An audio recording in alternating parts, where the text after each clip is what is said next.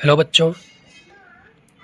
हमने पिछली वीडियोस में देखा कि लाभ हानि नियोजन खाता कैसे बनाते हैं, पूंजी पर ब्याज, लाभों का विभाजन कैसे करते हैं। अब इस वीडियो में हम देखने वाले हैं साझेदारों के पूंजी खाते जो हैं किन किन विधियों से बनाया जाता है, कौन कौन से उनके पूंजी खाते बनते हैं। हेलो बच्चों, आज हम साझेदारों के पूंजी खाते किन किन विधियों से बनाया जाता है और कैसे बनाया जाता है इसके बारे में बात करेंगे। तो ये क्वेश्चन नंबर 12 देखेंगे आज। स्थायी के आधार पर और परिवर्तनशील के आधार पर कैसे पूंजी खाता बनता है, कितने खाते बनते हैं, आज हम देखने वाले हैं। तो देखते हैं क्वेश्चन में लिखा है साझेदारों की पूंजी खाते स्थायी और परिवर्तनशील के आधार पर बनाने बोल रहा है। क्वेश्चन नंबर 12, एक्स तथा वाई एक फर्म में 3:2 के अनुपात में क्रमशः 75,000 रुपये और 50,000 रुपये की पूंजी से साझेदार हैं। नीचे तालिका में दी गई है। 1 जुलाई 2021 को अतिरिक्त पूंजी लाई गई। एक्स ने लाया 15,000 रुपया और वाई ने लाया 10,000 रुपया। पूंजी पर ब्याज वार्षिक दर से 6% दोनों को दिया जाता है। वर्ष में किए गए आहरण, उन्होंने आहरण किया है 1500 रुपया एक्स ने किया है और वाई ने 1,000 रुपया। वेतन मिलता है एक्स को 1,000 रुपया, कमीशन 500 रुपया एक्स को मिलता है और 350 रुपया वाई को मिलता है। वर्ष में हानि का भाग 3,000 रुपया और 2,000 रुपये है। वर्ष में हानि का भाग का मतलब है लाभ हानि नियोजन खाता बनाए, उससे इनको हानि हुई है। लाभ हानि नियोजन खाता से जब हानि होती है तो उसको समाकलन पक्ष में लिखा जाता है, साझेदारों के पूंजी खाता है चालू खाता को करके। उसके बाद लास्ट में दिया है आहरण पर ब्याज 90 रुपया और 60 रुपया। उक्त विवरण का लेखा साझेदारों के पूंजी खाते में कीजिए जबकि पूंजी स्थिर हो और पूंजी परिवर्तनशील हो। नीचे दिया गया है पूंजी स्थिर हो। जब भी क्वेश्चन में बोला जाएगा पूंजी स्थिर हो या पूंजी स्थायी हो, तो ऐसे कंडीशन में आपको दो खाते बनाने होते हैं। एक बनता है पूंजी खाता और दूसरा बनेगा चालू खाता। जब भी पूंजी स्थिर हो बोला जाएगा, स्थायी हो बोला जाएगा, तो ऐसे कंडीशन में दो खाते बनते हैं। पहला बनेगा आपका पूंजी खाता और दूसरा चालू खाता। सेकंड नंबर में दिया है पूंजी परिवर्तनशील हो। यहाँ पे लिखा है पूंजी स्थिर हो और पूंजी परिवर्तनशील हो। तो पूंजी परिवर्तनशील हो ऐसा बोला जाएगा तो आपका एक ही खाता बनता है, परिवर्तनशील पूंजी खाता। इसमें सिर्फ एक खाता बनता है, पूंजी खाता। तो दोनों कंडीशन से बनाएंगे अभी, पूंजी जब स्थिर हो और पूंजी परिवर्तनशील हो तब। तो मैंने ये फॉर्मेट बना लिया था, ये फर्स्ट नंबर से हम बनाएंगे। जब पूंजी स्थिर हो, जब पूंजी स्थिर हो तो हमारे दो खाते बनते हैं। पहला बनता है पूंजी खाता। पूंजी खाते का प्रारूप है विवरण राशि x का, ये राशि y का। विवरण राशि x का और ये राशि y का। ये आपका समाकलन पक्ष होगा और ये विकलन पक्ष होगा। ये पूंजी खाते का प्रारूप है। जब पूंजी स्थिर हो, स्थिर होगा तो पहला पूंजी खाता बनेगा और दूसरा चालू खाता। पहले पूंजी खाता बनाते हैं, उसके बाद चालू खाता बनाएंगे। पूंजी खाता में सिर्फ आपकी पूंजी की राशि आएगी जो साझेदारों की पूंजी होती है। ये फॉर्मेट आपको पीछे मिल जाएगा जहाँ पर लाभ हानि नियोजन खाते का प्रारूप है। जो लाभ हानि नियोजन खाते का फॉर्मेट है उसके साइड में दिया गया है। जब पूंजी स्थिर हो तो पूंजी खाता चालू खाता बनता है। इसमें किन किन मदों को लिखा जाता है वो पीछे आप देख सकते हैं, रूल्स में दिया गया है। पूंजी खाता जब बनाएंगे तो इसके समाकलन पक्ष में पूंजी की राशि को लिखते हैं शेष लाया गया। जब पूंजी स्थिर हो तो पूंजी खाता में सिर्फ पूंजी की राशि लिखी जाती है जिसको लिखते हैं समाकलन पक्ष में शेष लाया गया। शेष लाया गया करके लिखेंगे। एक्स की पूंजी है 75,000 रुपया और वाई की पूंजी है 50,000 रुपया। हमको क्वेश्चन में देख लेना है एक्स और वाई ने अतिरिक्त पूंजी की राशि और लाया है या नहीं लाया है। अगर लाया है तो उसको लिखते हैं समाकलन पक्ष में ही। इसको लिखते हैं रोकड़ खाता को, अतिरिक्त पूंजी को रोकड़ खाता को करके लिखते हैं। इन्होंने 1 जुलाई 2021 को अतिरिक्त पूंजी लाई है। इसने लाया एक्स ने 15,000 रुपया और वाई ने लाया 10,000 रुपया। पूंजी की राशि 75,000 और 50,000 रुपये है जिसको शेष लाया गया करके लिखते हैं और अतिरिक्त पूंजी की राशि को रोकड़ खाता को करके लिखते हैं समाकलन पक्ष में। 15,000 रुपया एक्स ने लाया, वाई ने 10,000 रुपया लाया। दोनों का टोटल करेंगे 75,000 और 15,000 होगा ये 90,000 रुपया। इसका होगा ये 60,000 रुपया। इस राशि को समाकलन पक्ष में लिखते हैं शेष लेके करके, ये 90,000 रुपया और ये 60,000 रुपया। दोनों साइड का टोटल सेम आना चाहिए, ये नियम है खाते का। आगे टोटल सेम। जब पूंजी स्थिर हो, इसमें पूंजी की राशि जो है परिवर्तित नहीं होती। 75,000 और 15,000 ये 90,000 हुआ था, 90,000 ही था, अगले वर्ष भी जाएगा ये तो 90,000 ही रहेगा। इसलिए इसको स्थायी पूंजी पद्धति या स्थिर पूंजी पद्धति कहा जाता है। इसमें पूंजी की राशि परिवर्तित नहीं होती। परिवर्तनशील में कैसे परिवर्तित होती है, आगे हम जब परिवर्तनशील बनाएंगे तब वो समझ में आ जाएगा। हमने पहला खाता बना लिया। जब पूंजी स्थिर होती है तो दो खाते बनते हैं। पहला बनता है आपका पूंजी खाता, अब बनेगा चालू खाता। चालू खाता प्रारूप सेम रहेगा।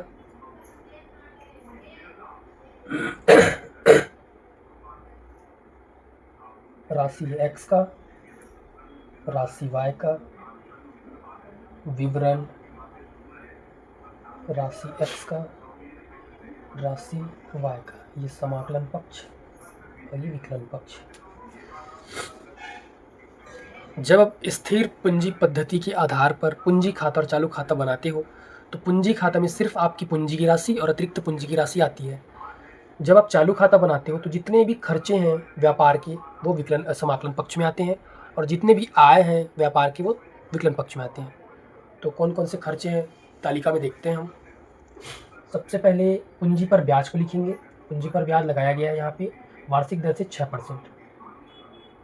पूंजी पर ब्याज खाता को, पूंजी पर ब्याज खाता को करके लिखते हैं। अब निकाल लेते हैं पूंजी पर ब्याज कितना कितना आएगा। पूंजी पर ब्याज x का पूंजी और ये y का पूंजी। x का पूंजी दिया है यहाँ पे 75,000 रुपया, जिसका 6% हमको निकालना है। 6% में 6/100, तो ये आपका आएगा 4500 रुपया, ये आप निकाल लेंगे। इसका दिया है 50,000 रुपया। 50,000 का 6% अगर निकालते हैं हम तो ये आता है 3,000 रुपया। ये आपके पूंजी पर ब्याज हो गए। पूंजी पर ब्याज के साथ साथ अतिरिक्त पूंजी पर साझेदारी संलेख में अगर नियम दिया है तो उस परसेंट से निकालेंगे। यहाँ पर तो 6% वार्षिक ही दिया है। अतिरिक्त पूंजी पर ब्याज स्पष्ट निर्देश के अभाव में या साझेदारी संलेख के अभाव में 6% वार्षिक दिया जाता है। परसेंट दिया है तो अच्छी बात है, नहीं दिया तो आपको 6% अतिरिक्त पूंजी पर ब्याज देना ही है। तो यहाँ पे अतिरिक्त पूंजी पर भी ब्याज देंगे। अतिरिक्त पूंजी जो ये 15,000 रुपये 10,000 रुपये लाए,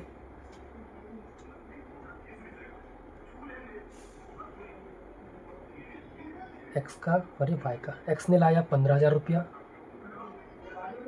और वाई ने लाया 10,000 रुपया।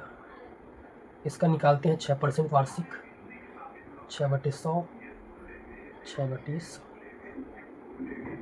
6% निकलता है। उसके बाद हमको डेट को भी विशेष ध्यान देना है। डेट यहाँ पे दिया गया है 1 जुलाई 2021 को अतिरिक्त पूंजी लाई गई। 1 जुलाई को लाए तो 1 जुलाई से लेकर दिसंबर तक उनको ब्याज दिया जाएगा। 1 जुलाई 2021 से दिसंबर तक अगर हम गिनते हैं तो ये होता है 6 महीना, तो 6/12 करेंगे। 6/12 करेंगे तो 15,000 का 6% होता है 900 रुपया। 900 पूरे साल भर का होगा तो 6 महीने का होगा 450 रुपया।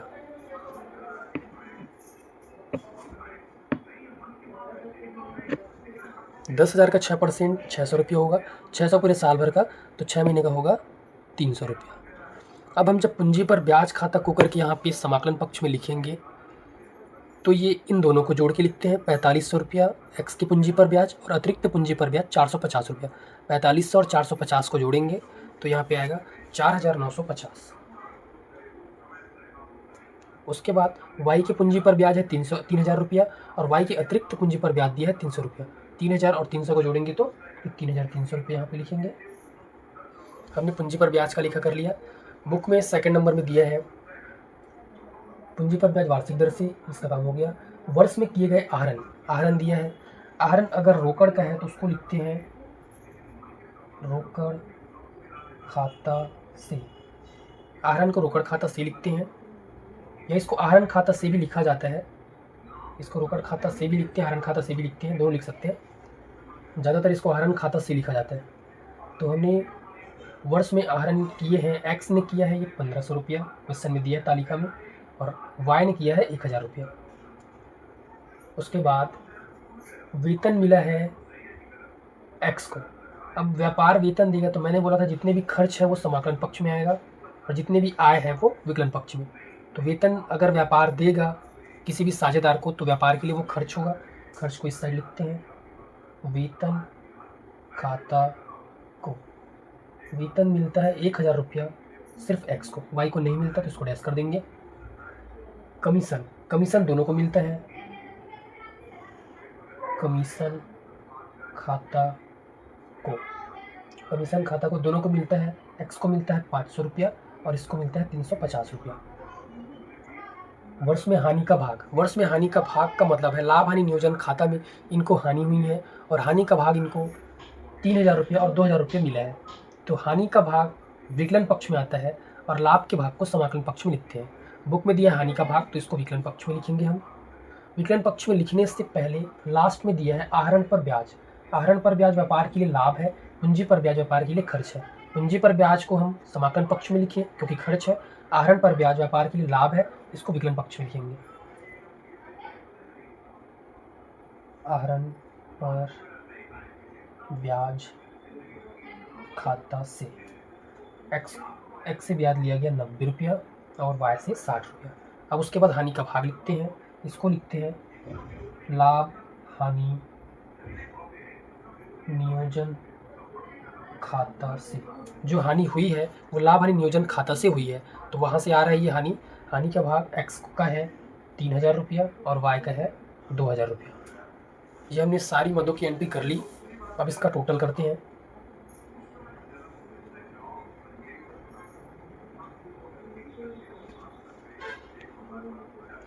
दोनों पक्षों का टोटल करते हैं। 4000 और ये 5000, 6450 इधर का टोटल आएगा 6450।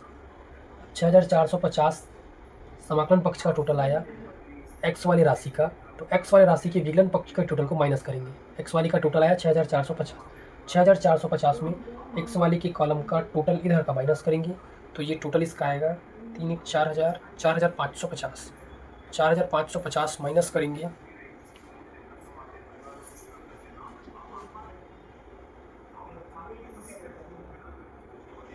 इधर का टोटल आया एक्स का 6450, ये समाकलन पक्ष का है, और इधर का टोटल आया 4550, ये विकलन पक्ष का 4590, 0 6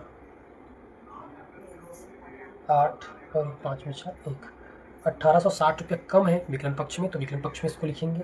इसको लिखते हैं शेष ले गया 1860 रुपये। उसके बाद समाकलन पक्ष की राशि ही ज़्यादा है वाई की, इसको देखते हैं 3300 और 350 होगा 3650 समाकलन पक्ष का लिख लिए। इधर का आएगा 3060 रुपया, ये विकलन पक्ष का भी अभी भी कम है वाई की राशि का।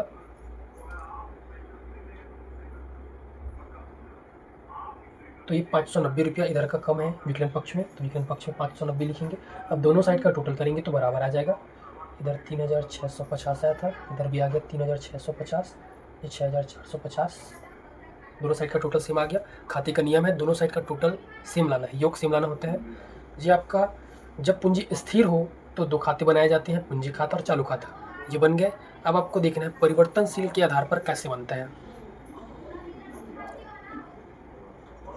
परिवर्तनशील के आधार पर एक ही खाता बनेगा, परिवर्तनशील पूंजी खाता। फॉर्मेट सेम रहेगा।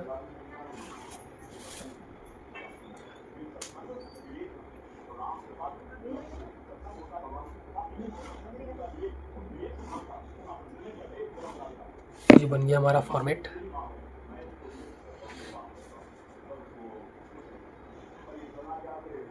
परिवर्तनशील पूंजी खाता या परिवर्तनशील पूंजी पद्धति के आधार पर हम बना रहे हैं पूंजी खाता। इसको पद्धति बोलते हैं परिवर्तनशील पूंजी पद्धति। जब पूंजी परिवर्तनशील हो तब पूंजी खाता एक ही बनता है। विवरण, ये राशि एक्स का, ये राशि y का, ये फिर विवरण राशि x का और राशि ये y का, ये समाकलन पक्ष और ये विकलन पक्ष।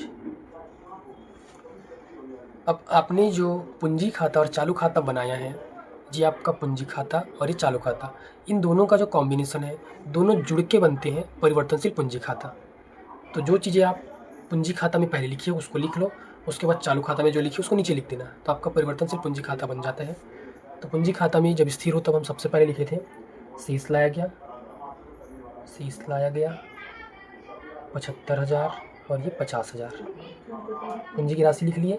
उसके बाद अतिरिक्त पूंजी की राशि थी जिसको लिखे थे हम रोकड़ खाता को करके, रोकड़ खाता को उसको भी लिख लो 15,000 रुपया और ये 10,000 रुपया। पूंजी खाते में जो लिखा था उसको लिख लिए। उसके बाद चालू खाता में जितने चीज़ों को लिखे हो उसको लिख लेना है। पूंजी पर ब्याज खाता को यहाँ पे लिखे थे 4,950 और वाई के में 3,300। वेतन लिखे थे, वेतन खाता को वेतन आया था 1,000 रुपया एक्स का और इसको कुछ नहीं मिला था वाई को। कमीशन मिला था, कमीशन खाता को कमीशन दोनों को मिला था 500 रुपया और 350। ये जितने भी समाकलन पक्ष में हम लिख रहे हैं ये व्यापार देता है, जितने भी ये खर्च है पूंजी पर ब्याज वेतन कमीशन ये व्यापार देता है, इसलिए व्यापार के लिए खर्च है और खर्चों को समाकलन पक्ष में लिखते हैं पूंजी खाता के या चालू खाता के। अब जितने भी आय है व्यापार की उसको देखते हैं। आहरण किया, आहरण को आहरण खाता से भी लिखते हैं, रोकड़ के आहरण को रोकड़ खाता से भी लिखते हैं।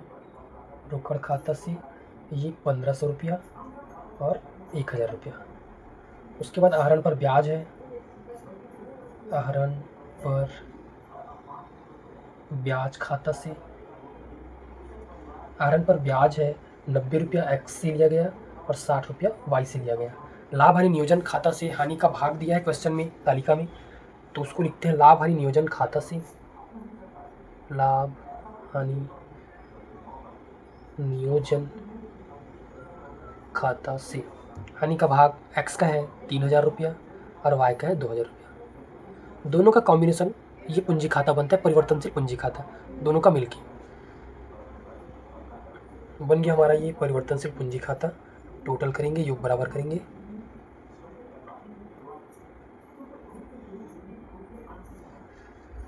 पचहत्तर और 15,000 90,000, 90 और ये 4 94 95,000 96,450 इधर का टोटल आएगा। 96,450 यहाँ पे लिखते हैं इसको। एक्स के समाकलन पक्ष का टोटल आया 96,450। विकलन पक्ष के टोटल को देख लेते हैं। 3 1 4,590 4,590 रुपये इधर आया था, ये 4,590 इधर का टोटल भी सेम आएगा। ये 1,500 और 3,000 4,500 और ये 90 माइनस करेंगे तो आएगा ये की कॉलम का देख लेते हैं भाई का क्या है। उधर का टोटल करेंगे समाकलन पक्ष का 50 और 10 60,000, 60 और 3 63,650, ये 63,650 समाकलन पक्ष का। विकलन पक्ष का देखते हैं 2 और 1 3,060 रुपया, 3,060 रुपया। तो ये आया था हमारा 60,590। ये कमी की राशि है विकलन पक्ष में लिखेंगे, ये कमी की राशि है विकलन पक्ष में लिखेंगे। एक्स के समाकलन पक्ष का टोटल आया 96,450 जो कि ज़्यादा है, दोनों पक्ष में इसी को लिखेंगे 96,450। ये भी पूरा नहीं हुआ इधर का टोटल, ये कमी की राशि को लिखेंगे तब होगा। कमी की राशि को क्या करके लिखते हैं, शेष ले गया, इसको लिखते हैं 91,860। अब इधर का टोटल करेंगे तो आ जाएगा 96,450। वाई की राशि के समाकलन पक्ष का टोटल था 63,650। अब इधर जो कमी की राशि है 60,590, इसको लिखेंगे तो इधर का भी टोटल आ जाएगा 63,650। ये आपका बन गया पूंजी खाता। दोनों विधि से जब पूंजी स्थिर हो तब दो खाते बनते हैं, पूंजी खाता और चालू खाता। जब पूंजी परिवर्तनशील हो तब एक ही खाता बनता है, पूंजी खाता। अब एक चीज़ और समझना है, मैंने जब लाभ हानि नियोजन खाता बनाया था तो पिछली वीडियो में बोला था कि जब लाभ हानि का बंटवारा होता है तो वहाँ पे पूंजी खाता और चालू खाता कब लिखने हैं, ये हमको यहाँ पे समझ में आएगा। जब क्वेश्चन में बोला जाए पूंजी स्थिर है, तो जो हानि का भाग, यहाँ पे हमने हानि को लिखा, कौन से खाते में लिखा, चालू खाते में। तो जब पूंजी स्थिर होती है तो वहाँ पर साझेदारों का पूंजी खाता से या साझेदारों का पूंजी खाता को ना लिख करके चालू खाता को या चालू खाता से लिखा जाता है। फॉर्मेट में आपने देखा होगा, जब लाभ हानि नियोजन से लाभ या हानि होती है तो उसको लिखते हैं साझेदारों के पूंजी खाता से या चालू खाता से। जब पूंजी स्थिर होती है तो वो लाभ की राशि जो है चालू खाता में आता है, इसलिए वहाँ पर साझेदारों का चालू खाता से लिखा जाता है। अभी हानि हुई है तो हानि को हम चालू खाता में लिखें। जब पूंजी परिवर्तनशील होती है तब ये पूंजी खाता में ही आता है, ये हानि को हम यहाँ पे लिखें। तो जब परिवर्तनशील होती है तो लाभ हानि नियोजन खाता से विकलन पक्ष में लिखे हानि के भाग को, इसलिए वहाँ पे जब परिवर्तनशील बोला जाएगा पूंजी को तो हम साझेदारों के पूंजी खाता से करके लिखेंगे। अगर बुक में कुछ नहीं बोला है, दोनों विधि से बनाने नहीं बोला है, पूंजी कैसा है उसको नहीं बताया गया है, तो हमेशा परिवर्तनशील पूंजी खाता बनता है। स्पष्ट निर्देश नहीं दिया है कि कौन सा पूंजी खाता बनाना है, तो आपको ये वाला खाता बनाना होता है और ये वाले खाते में सिर्फ पूंजी खाता बनता है। इसलिए वहाँ पे जब लाभ हानि नियोजन खाता आप बनाएंगे तो साझेदारों के पूंजी खाता से करके लिखेंगे। ये आपका बन गया पूंजी खाता और चालू खाता और परिवर्तनशील पूंजी खाता।